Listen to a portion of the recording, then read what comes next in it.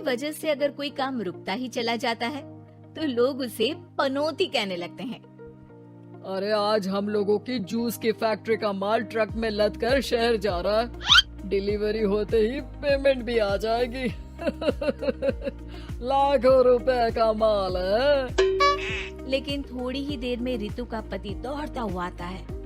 पिताजी, वो जूस से भरा ट्रक पलट गया। सारा जूस पास की नाली में बह गया। हे भगवान, तेरी शादी के बाद ये पहली बार ऐसा हुआ है। मैं तो बोल ही रहा था कि इस लड़की की कुंडली बनवा लो। देखा, आए दिन नुकसान। बेचारी रितु पर्दे के पीछे से ससुर की बात सुन रही थी, लेकिन करती भी तो क्या, कहती भी तो क्या। अरे रितु, क्यों उदास होती हो? मुझे भरोसा है तुम ही मेरे घर की लक्ष्मी हो। अरे मेरे पैर में चोट लग गई है। रितु जरा चल डॉक्टर को दिखाते हैं।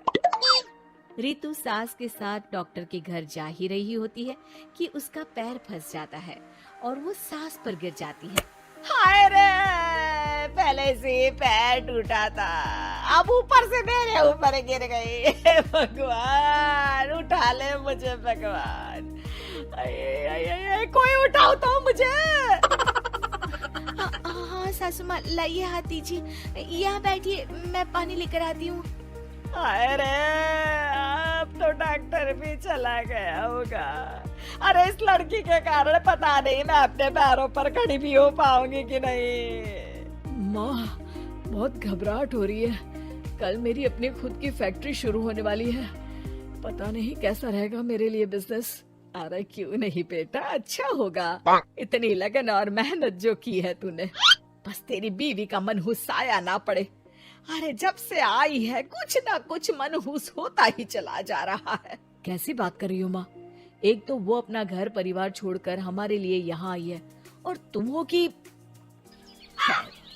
दिन बीतते हैं और एक दिन। निकल इस घर से, मैं कहती हूँ निकल। जब से यह लड़की मेरे घर की बहू बनी है, हर जगह घाटा, हर जगह नुकसान।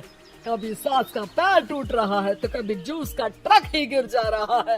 अरे अब तो हद ही हो गई। मेरे बेटे का इतना भारी एक्सीडेंट की वो कोमा में चला गया। वो तो शुक्र है कि जान बच गई। नहीं, हम ऐसी लड़की को अपने घर में रख ही नहीं सकते। अब तो रितु को भी लगने लगता है कि वो मनहूस है।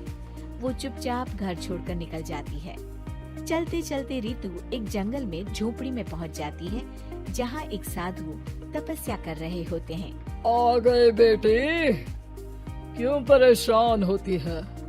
ये तो जीवन का नियम है। इंसान हमेशा नकारात्मक चीजों को ही सुनता, देखता और समझता है। किसी की अच्छाई उसे नजर ही नहीं आती। आपने मुझे बेटी कहा है तो शरण भी दे दीजिए बाबा।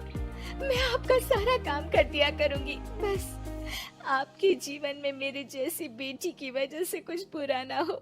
साधु आंख बंद करके मुस्कुराता है और रितु उनके घर की बेटी बन जाती है। पिताजी, भोजन तैयार है, आकर खा लीजिए। बेटा, जो भोजन तूने बनाया है उसमें सांप का जहर है, वो खाकर मैं मर सकता हूँ। नहीं पिताजी, खाना तो मैंने अपनी आंखों के सामने बनाया है। यहाँ तो कोई सांप आया ही नहीं। ठीक है, फिर ला मैं खा लेता हूँ। साधु खाना खाने जाता ही है कि खाना रितु के हाथ से गिर जाता है और वो खाना बिल्ली खा जाती है। बिल्ली उस खाने को खाती ही मर जाती है। नहीं पिताजी, मैंने खाने में जहर नहीं मिलाया। मुझे इस बात का पता नहीं पिताजी। मैं ये बात जानता हूँ, खाने में जहर का मिलना और इस खाने का गिरना ये तो पहले से ही तय था। इसमें तुमने कुछ नहीं किया है बेटी। रितु समझ नहीं पाती कि क्या हो रहा है। वो रोने लगती है और साधु को अपनी सारी कहानी सुना देती है कि कैसे उसके ससुराल वालों ने उसे पनौती मान लिया था। साधु मुस्कुराकर कहता है, बेटी, क्या चाहती हो तुम? क्या तुम जीवन भर यहाँ रहना चाहती हो या फिर अपने ससुराल जाना चाहती हो? पिताजी, मैं ससुराल जाना चाहती हूँ क्योंकि वहाँ मेरी जरूरत है। मैं चाहती हूँ कि मेरे ससुराल वाले मुझे पनौती यानी कि मनहूस ना समझे। उन लोगों को पता चले कि मैं उन लोगों का भला ही चाहती हूँ। ठीक है बेटा, ऐसा ही होगा। तो कल मेरे साथ चलना। दोनों अगले दिन रितु के ससुराल जाते हैं, जहाँ साधु के साथ रितु को देखकर सास कहती है, अरे वाह रे करम चली, हम लोगों के घर में तूफान लाकर चैन ना मिला तुझे। जब जादू टोटका करने के लिए ये बाबा बाबा बुलाकर किसी को लेकर आई है। नाना माँ जी, ये तो मेरे धर्म के पिताजी हैं, मुझे ससुराल वापस छोड़ने आए हैं। ये तो बस पिता का धर्म निभा रहे हैं, इन्हें कुछ मत कहिए। वाह जी वाह, 4 महीने बाद आज ही अपने पैरों पर खड़ा हुआ हूँ और ये मनहूस फिर से आ गई। इस बार क्या जान लेके जाएगी? अरे मेरी भी सिर्फ टांग में फ्रैक्चर था, अब ये आ गई है तो पक्का टांग काटनी ही पड़ेगी।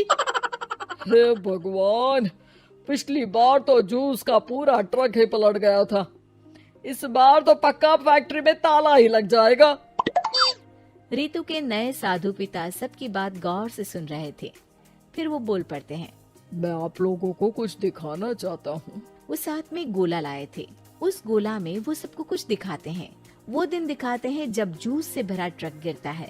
पास के कुछ जानवर उस गिरे जूस को पीते हैं और वहीं मर जाते हैं। देखो, इस जूस में तुम्हारे फैक्ट्री के मैनेजर ने जहर डाला था। अच्छा हुआ वो ट्रक गिरा, वरना पूरा परिवार जीवन भर के लिए जेल में होता।